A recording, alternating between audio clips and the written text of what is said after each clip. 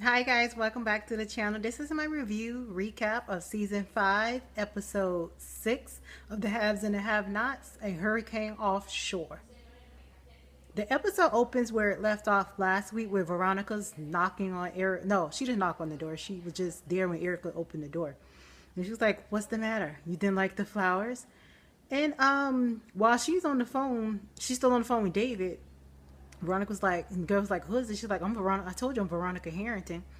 And David had the nerve to say, "Let me speak to Veronica." And she had the nerve to give her the phone. Like, are you serious, girl?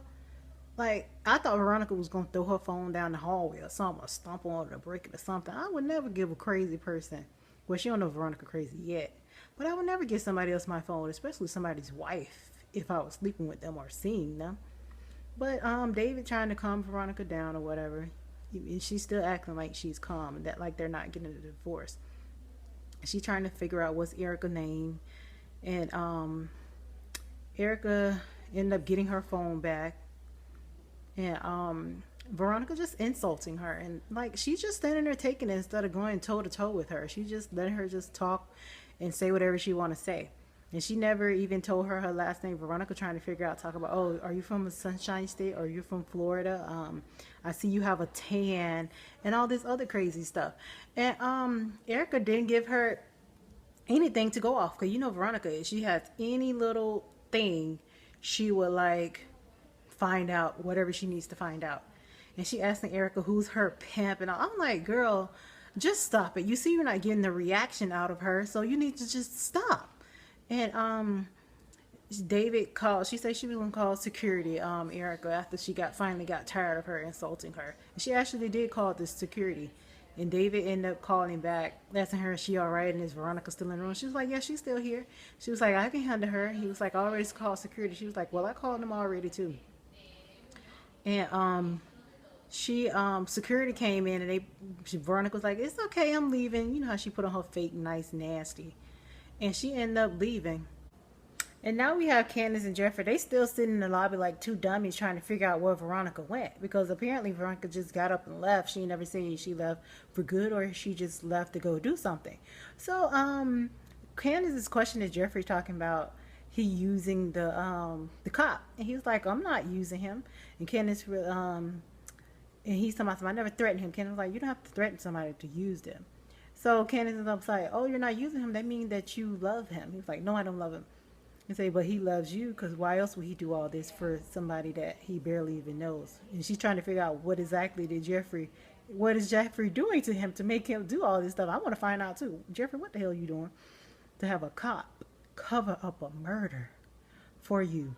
And you probably barely know him for like a week, because this is Tyler Perry land.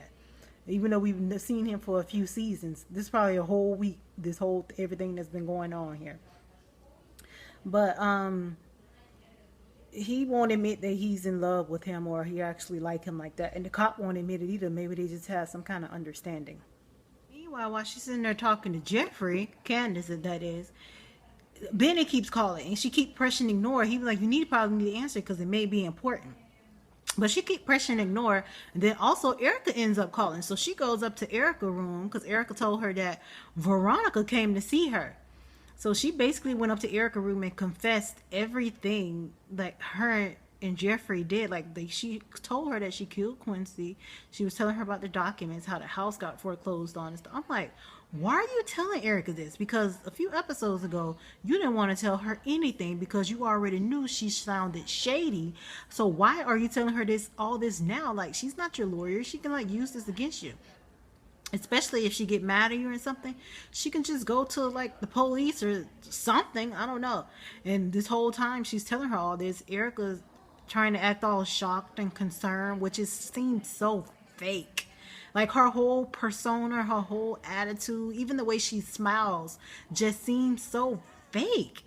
And Candace is not it. This whole scene, it didn't seem like she was picking up on it.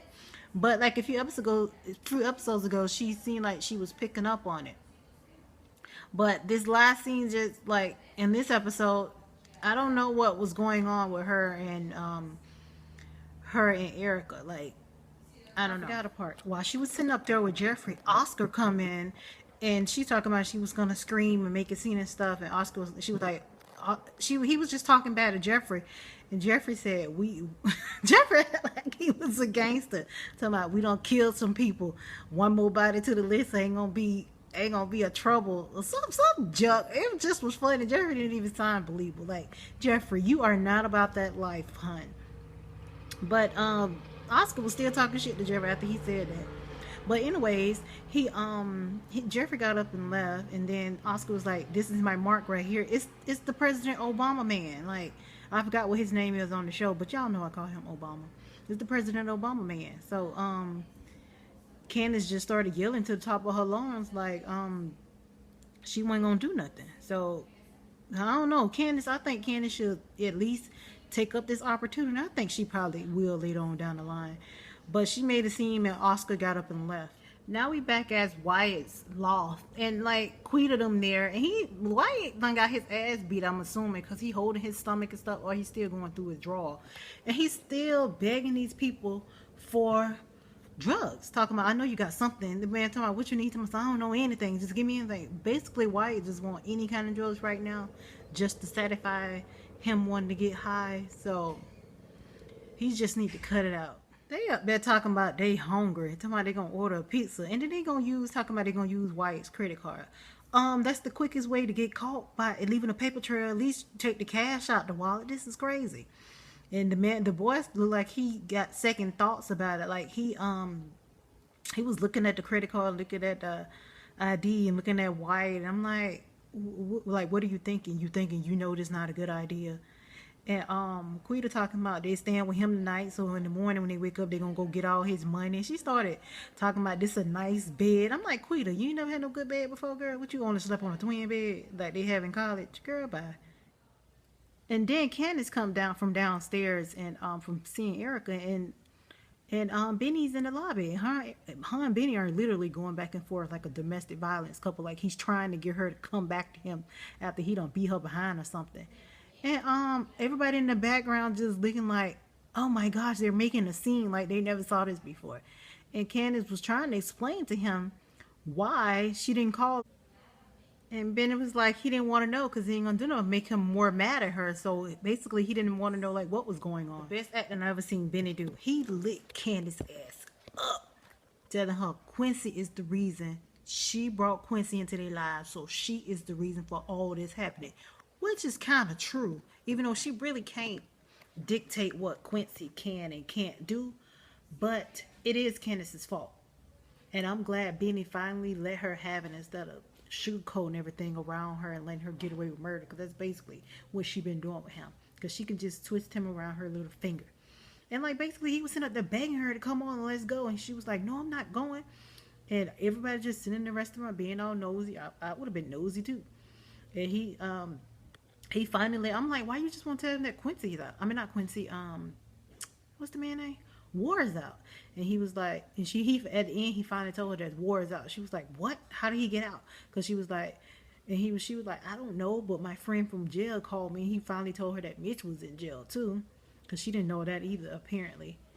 And she was like, I'm not going with you, I have a car. He was like, how did you have a car? The bank owned that. You don't have a car. Basically, she really don't have a car.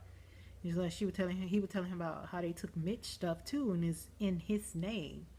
But since it had Benny's thing on the side, they took it too, and he was trying to get his car back, and that's how he ended up in jail. So he basically told Candace what was happening with that. Candace finally changed her mind when he told him that War was out and was looking for her. She finally wanted to agree to go on with Benny. Because Benny was like, you come to the hotel with me and mommy. I guess he say, shit, but if I got to stay in this rundown hotel, your ass got to stay in here too. Then the security walked over there talking about something. I mean, the little barman walked over there talking about, oh, we already called security. Benny was like, get him over here before I beat your ass. That man was standing up there all scared and stuff. And they ended up leaving.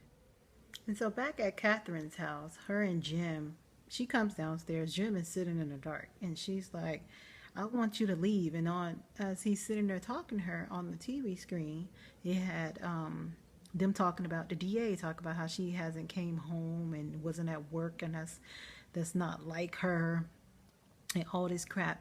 So Catherine, I don't know why Catherine kept telling Jim to leave. That didn't make sense to me. But she kept telling him she wanted him to leave, and he was like, he's not leaving. And then he came up with a thing. Was like, well, if I leave, it's only going to be under one condition. You got to talk to Veronica. She was like, I'm not talking to that bitch ever again. And she was like, we need her on our side. We need to. He said, Jim, David's not talking to her. I'm not talking to her. You're not talking to her. We need to know what she's thinking. We need somebody on the inside because she's the wild card. She needs to know that we're all in this together because if she say anything, we're going down. And then Catherine's like, well, if she does anything like that, I'll foreclose on all her houses and businesses and all this stuff. And Jill was like, that doesn't matter. Like, that's not going to do anything. She was like, yes, it is for her because reputation is everything. And basically, they just keep going back and forth with that. And Catherine still sticking to her guns, being stubborn, saying she's not going to talk to Veronica. And she goes on upstairs. And while she goes upstairs, Jim's turned back on the TV. And they're at Candace's house, the news, saying that they found Quincy Maxwell buried in the backyard. And they're looking for Candace. And while he's watching the news, Veronica walks by in the background from the little reporter lady who was reporting. And she looks into the camera with a little smirk. And Dave was like, what the hell is she doing there? So back at the hotel, Hannah is watching the news and she sees Candace's picture come up on the screen saying that the body has been found. And so she makes little Quincy go over there and told him to put on his headphones and listen to music. He was like, it's not music, it's a video game. She was like, okay, well, just put the headphones on. Because I guess she didn't want him to hear about this because he was like, mommy, because that's how she found out that the news was talking about Candace because he actually saw Candace's picture pop up. And basically they found the body, they found the keys on the body and a bracelet. The keys we all know belongs to Jeffrey because Jeffrey was looking for those keys relentlessly. And they couldn't, I think Benny said he had buried them. And I'm assuming the bracelet belonged to Benny. So all that is intertwined and it was in Candace's backyard. So she can't get out of that because it's her house. And then at the end of like when it was getting ready to end the news special talking about Candace, they walk right in. And Hannah asks Benny, okay, Benny, what happened to your bracelet? And Benny looked down and he started looking all crazy, like, what the hell is she asking me this for? And then they started talking about the DA, how she was missing, how she missed meetings and stuff. I'm like, Hannah, don't think Candace them killed the DA too. But that's basically ended. That's basically it. It ended really, really good. It was a good episode, you guys. Thanks for watching my video. Don't forget to subscribe. This was season 5, episode 6 of the Haves and the Have-Nots. All my social media links will be down below. Buy my book Football Wags off Amazon Kindle. Kindle Unlimited. You can read it for free. Thank you. Bye. See you next week.